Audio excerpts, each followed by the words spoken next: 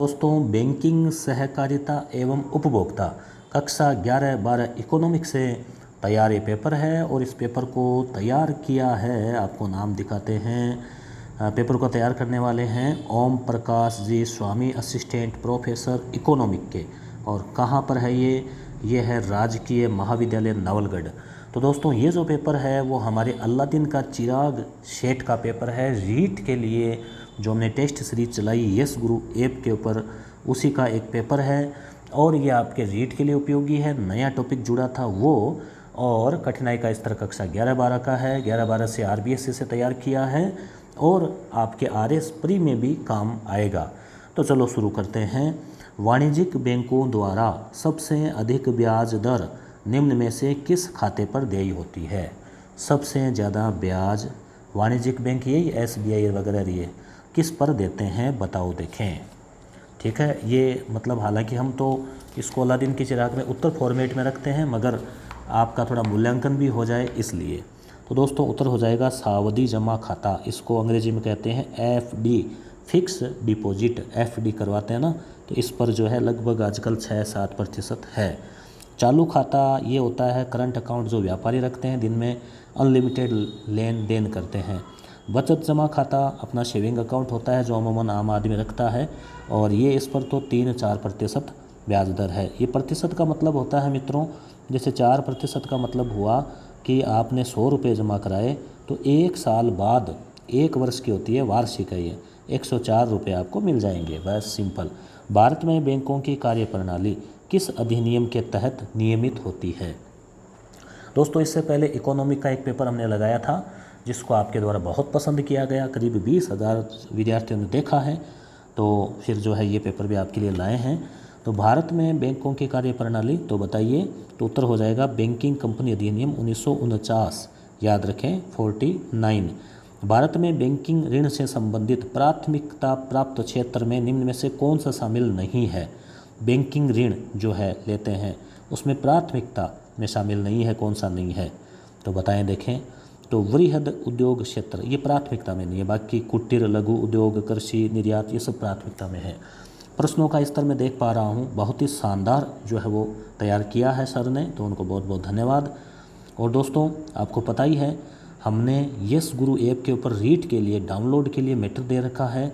इस प्रकार के जो प्रश्न कक्षा 11-12 के इकोनॉमिक, राजनीति, अर्थशास्त्र, भूगोल, कक्षा 6 से 10 सामाजिक, 6 से 10 राजस्थान अध्ययन, करीब 2,500 प्रश्न आपके लिए तैयार है डाउनलोड के लिए अलादीन के चिराग के रूप में। तो आप यस गुरु ऐप डाउनलोड करें और वहाँ से उन प्रश्नों को डाउनलोड करके प्रिंट करवा सकते हैं, रिवीजन कर सकते हैं।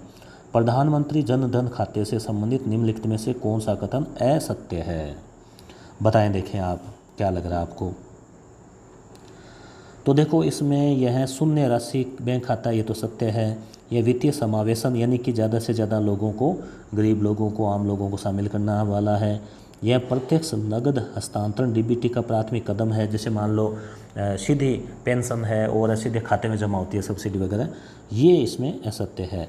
यानी कि नियमित लेन देन वाले ग्राहकों को 10,000 तक की ओवरड्राफ्ट की सुविधा कहाँ है? ऐसी नहीं है भाई। ठीक है, आगे कुल 40 प्रश्न है दोस्तों इसमें। अगला प्रश्न है, पूर्णतः भारतीयों द्वारा स्थापित प्रथम भारतीय बैंक कौन सा है? बताओ, देखें कौन सा था या है? तो अवध कॉमर्शियल बैंक।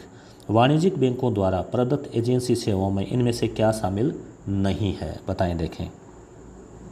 तो बैंक ड्राफ्ट तो होता है वाणिज्यिक बैंकों में, संपत्ति या वसीयत का कार्य, संपत्ति का, उसके अलावा ओवरड्राफ्ट की सुविधा होती है। ओवरड्राफ्ट का क्या मतलब होता है? जैसे मान लीजिए आपके खाते में रुपए नहीं है, फिर भी आपने निकाल लिए 5,000, 10,000, ओवरड्राफ्ट बोलते हैं उसको। तो इसमें हो जाएगा, इसमें क्या शामिल नहीं है? तो उत्तर हो जाएगा ओवरड्राफ्ट। तो ऐसी सुविधा नहीं है। न्यासी के रूप में कार्य है। निम्नलिखित में, तो सही उत्तर हो जाएगा। निम्नलिखित में से किस सेवा को आरबीआई के द्वारा दिसंबर 2020 के बाद 24x7x365 सेवा के रूप में शुरू किया गया है? तो किस सेवा को? तो उत्तर हो जाएगा इसका रियल टाइम ग्रॉस सेटलमेंट, याद रखें इसको। निम्नलिखित कथनों में से असत्य कथन या कथनों का चयन करें। ये प्रश्नों का एकदम जो फार्मूला है वो हमारा वही है जो संजय पाल चौहान सर ने बाकी प्रश्नों में तैयार किया है। मनोविज्ञान, आरबीएससी, एनसीईआरटी से हो, चाहे 6 से 10 किताबों के हो, वैसे ही। तो दोस्तों असत्य कथन कौन सा हो जाएगा, तो इसमें से आपको 1, 2 और 4। भारत में आरबीआई को नोट निर्गमन पर एकाधिकार प्राप्त है। आरबीआई द्वारा नोट निर्गमन हेतु न्यूनतम कोष प्रणाली अपनाई गई है। 1 रुपये के नोट पर वित्त मंत्री के हस्ताक्षर होते हैं।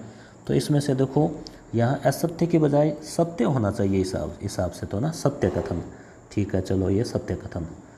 अब जो है फिर 1, 2, 4 हो जाएगा। इसमें कई बार वो हो जाता है। भारतीय रिजर्व बैंक की वर्तमान में निम्न में से कौन सी दर बेंचमार्क दर है, बताएं। देखें 9वां प्रश्न, तो उत्तर हो जाएगा रेपो रेट। सस्ती साख नीति के अंतर्गत आरबीआई निम्न में से किस उपाय को नहीं अपनाती है, क्या नहीं करती है, तो उत्तर हो जाएगा इसका रेपो दर में वृद्धि। कुल 40 प्रश्न है, 10 हमने देख लिए हैं। रिजर्व बैंक की मौद्रिक नीति का गुणात्मक उपाय नहीं है, कौन सा, तो इसका उत्तर हो जाएगा खुले बाजार की क्रियाएं। भारतीय रिजर्व बैंक का राष्ट्रीयकरण कब किया गया, तो 1949 49। भारतीय रिजर्व बैंक की मौद्रिक नीति से संबंधित निम्नलिखित में से कौन सा कथन असत्य है, तो 3 सत्य है और 1 सत्य नहीं है, तो वो हो जाएगा चौथा।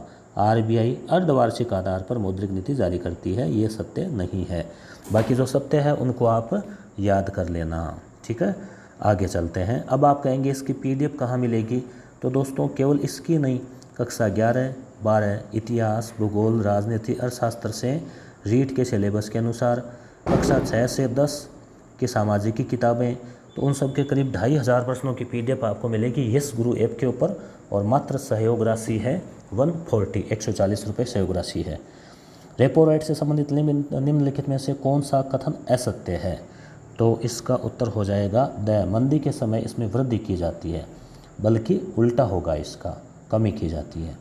वाणिज्यिक बैंकों द्वारा अपनी जमाओं का एक निश्चित अनुपात रिजर्व बैंक द्वारा मान्यता प्राप्त प्रतिभूतियों में रखना कहलाता है, क्या कहलाता है, तो उत्तर हो जाएगा वैधानिक तरलता अनुपात। अंग्रेजी में इसको शायद SLR बोलते हैं। बैंकिंग क्षेत्र में NPA किसका लघु रूप है, NPA, तो NPA जो है इसका पूरा नाम हो जाएगा नॉन परफॉर्मिंग असेट्स। जैसे मान लीजिए लोन वगैरह लिया लोगों ने और फिर उसको डुबा दिया, तो उसे NPA बोलते हैं एक तरह से। रिजर्व बैंक से संबंधित निम्नलिखित कथनों में से असत्य कथन का चयन कीजिए। अब रिजर्व बैंक के बारे में 3 कथन सत्य है, 1 असत्य है, उसको आपको छांटना है। तो पहला ही है, रिजर्व बैंक से कोई बैंक ग्राहक सीधे शिकायत नहीं कर सकता, बिल्कुल कर सकता है। अब जो सत्य है उनको देख लो। रिजर्व बैंक ग्राहक से प्रत्यक्ष लेन देन स्वीकार नहीं करती है। रिजर्व बैंक से राज्य सरकारें सीधे ऋण प्राप्त कर सकती है। रिजर्व बैंक अनुसूचित व्यापारिक बैंकों को ऋण उपलब्ध करवाता है। अगला प्रश्न, भारतीय रिजर्व बैंक मौद्रिक क्षेत्र को नियमित कर निम्न में से कौन सा या कौन से उद्देश्य प्राप्त करना चाहती है, सही का चयन करें। भारतीय रिजर्व बैंक मौद्रिक नीति को नियमित करके क्या उद्देश्य प्राप्त करना चाहती है, तो क्या उत्तर होगा इसका दोस्तों। यहाँ पर 4 ऑप्शन है, जैसे आर्थिक विकास और पूर्ण रोजगार, मूल्य स्थिरता, निर्धनता निवारण और भुगतान संतुलन। तो इनमें से क्या क्या हो जाएगा आप बताएं। देखें तो दोस्तों इसका उत्तर हो जाएगा 1, 2 और 4, यानी तीसरा नहीं होगा, निर्धनता निवारण। यानी मौद्रिक नीति से निर्धनता का निवारण नहीं हो सकता, बल्कि मौद्रिक उपाय हो सकते हैं। भारतीय रिजर्व बैंक निम्न में से किसे मासिक आधार पर प्रकाशित करती है, तो ये भारतीय रिजर्व बैंक की आपको एक जो नाम बताना है, तो रिजर्व बैंक बुलेटिन। ठीक है, आगे व्यापारिक बैंकों से संबंधित निम्नलिखित कथनों पर विचार करें और सही विकल्प का चयन करें। 4 कथन यहाँ पे दिए गए हैं। देखिए बिल्कुल RS प्री के लायक ट्यूशन है दोस्तों, और रीट के लिए तो इम्पोर्टेंट है ही, और भी एग्ज़ाम के लिए इकोनॉमिक पार्ट के अच्छे क्वेश्चन है। तो उत्तर हो जाएगा इसका 1, 3 और 4, 1, 3 और 4, यानी कि व्यापारिक बैंक लाभ के उद्देश्य से कार्य करते हैं। व्यापारिक बैंक अपनी व्युत्पन्न जमाओं के द्वारा साख सर्जित करते हैं। व्यापारिक बैंक मौद्रिक नीति के सफल संचरण के लिए महत्वपूर्ण कड़ी है। तो ये नहीं है व्यापारिक बैंक प्राथमिक जमाओं द्वारा साख सर्जन करते हैं, ये नहीं है। ठीक है, कि प्राथमिक जमाओं से नहीं करते। तो एक क्या था इसका उत्तर, 20 नंबर का उत्तर हो जाएगा 1, 3 और 4, द हो जाएगा उत्तर। ठीक है, 1, 3 और 4। तो 2 नंबर इसमें नहीं होगा। मौद्रिक नीति के उपकरणों से संबंधित असत्य कथन का चयन करें। दोस्तों अब इकोनॉमी अगर आपने पढ़ी नहीं है ना, इसलिए टफ लगती है ये, तो थोड़ी टफ लग रही होगी आपको। तो ये आप इन 40 प्रश्नों को भी पढ़ लोगे ना, तो उम्मीद है कि रीट में कुछ क्वेश्चन सीधे सीधे ही कवर हो जाए इस पार्ट के। तो दोस्तों इसका उत्तर हो जाएगा द। केंद्रीय बैंक द्वारा साख की राशनिंग एक अन्य मात्रात्मक उपाय है। तो ये असत्य है। अब जो सत्य है उनको देख लो। बैंक दर में कटौती से अर्थव्यवस्था में साख की मात्रा बढ़ जाती है। CRR वह अनुपात है जो बैंकों को अपनी कुल संपत्ति के एक निश्चित अनुपात के रूप में अपने पास नगद रखना पड़ता है। वे नगद उनको रखना पड़ता है इतना। SLR के द्वारा बैंक अपनी जमाओं का एक निश्चित अनुपात केंद्रीय बैंक के पास रखती है। तो ये सारी चीज़ें आपको याद रखनी है। तो द इसका असत्य हो जाएगा और बाकी तीनों सत्य है। क्वेश्चन नंबर 22, रिजर्व बैंक के संगठनात्मक संरचना से संबंधित निम्नलिखित कथन का चयन करें। तो दोस्तों इसमें उत्तर हो जाएगा द, संगठनात्मक सांचे से संबंधित। तो गवर्नर की नियुक्ति भारतीय आर्थिक सेवा के अधिकारियों से ही होती है। केंद्रीय बैंक का प्रबंधन एवं संचालन एक केंद्रीय निर्देशक बोर्ड द्वारा किया जाता है। निम्नलिखित कथन का चयन करें। बोर्ड एक पूर्णकालिक गवर्नर, अधिकतम 4 उप गवर्नर होते हैं। बोर्ड में निम्नलिखित 10 निदेशक और 2 सरकारी अधिकारी। तो दोस्तों इसमें ये तीनों ही सही है और चौथा जो है वो मुझे सही नहीं लग रहा है। तो भारतीय आर्थिक सेवा तो कोई ऐसी सेवा भी नहीं है, तो इस हिसाब से असत्य कथन का यहाँ चयन करना था। ठीक है, तो कई बार थोड़ा प्रिंट मिस्टेक एक आधे क्वेश्चन में हो सकती है। मोबाइल बैंकिंग के लिए क्या आवश्यक नहीं है। तो मोबाइल बैंकिंग जो आप करते हैं फ़ोन पे, गूगल पे वगैरह, तो क्या ज़रूरी नहीं है। तो बैंक द्वारा प्रदत्त प्रोफाइल पासवर्ड ये ज़रूरी नहीं है। बाकी यूज़र आईडी ज़रूरी है, स्मार्टफोन, मोबाइल ऐप, खाता ज़रूरी है। UPI किसका संक्षिप्त रूप है। UPI मांगते हैं ना, कोई भी ऑनलाइन पेमेंट करते हैं तो UPI। तो UPI का पूरा नाम क्या है, इम्पोर्टेंट है, क्वेश्चन आ सकता है एग्ज़ाम में। यूनिफाइड पेमेंट इंटरफेस, बी हो जाएगा। जैसे भीम एक UPI है तो भीम ऐप। रेखांकित चेक क्या है, क्रॉस चेक। जैसे चेक होता है उसके साइड में 2 लाइन खींच देते हैं, तो वो कैसा चेक हो जाता है, तो वो हो जाता है इसके अंतर्गत चेक का भुगतान बैंक चेक में अंकित नाम वाले व्यक्ति के खाते में करता है। मान लीजिए चेक है, आपने यहाँ पे नाम लिख दिया उसका, 2 लाइन खींच दी। अब वो व्यक्ति खुद नहीं ले सकता नगद, उसके खाते में जमा होंगे पैसे, तो थोड़ा सुरक्षित हो जाता है ये काम। आगे है सहकारिता से संबंधित कथनों पर विचार करें। असत्य विकल्प का चयन करें। तो एक सब के लिए तथा सब एक के लिए, ये इसका सिद्धांत है, ये तो सत्य है। सहकारिता का संगठनात्मक ढांचा त्रिस्तरीय है, तो ये भी सत्य है। भारत में सहकारिता की शुरुआत 1904 में हुई, सही है। सहकारिता एक समवर्ती सूची का विषय है, ये सही नहीं है। अविका क्रेडिट कार्ड योजना का संबंध किससे है, अविका। तो अविका नगर वैसे आपको याद होगा टोंक में, भेड़ पालकों को पशुधन के लिए चारा दवाई के ऋण से संबंधित। विपणन, सहकारी विपणन के संगठनात्मक ढांचे की व्याख्या से संबंधित असत्य कथन का चुनाव करें। तो सहकारी विपणन जो होता है उसके संगठनात्मक ढांचा है, उसके बारे में आपको बात करनी है। तो इसमें ये सत्य है, नेफेड सहकारी विपणन की शीर्ष राष्ट्रीय संस्था है। अब देखिए दोस्तों 40 क्वेश्चन की हम बात कर रहे हैं, अब 28वां क्वेश्चन है, तो सभी क्वेश्चनों में 2-2, 3-3 फैक्ट छुपे हुए हैं। जैसे मान लो ये अलग से क्वेश्चन आ सकता है कि नेफेड क्या है, तो सहकारी विपणन की सबसे बड़ी संस्था है, राष्ट्रीय संस्था, नेशनल फेडरेशन। कुछ आगे, नेफेड का प्रमुख कार्य कृषि वस्तुओं में अंतर्राज्यीय व्यापार करना है, ये भी सत्य है।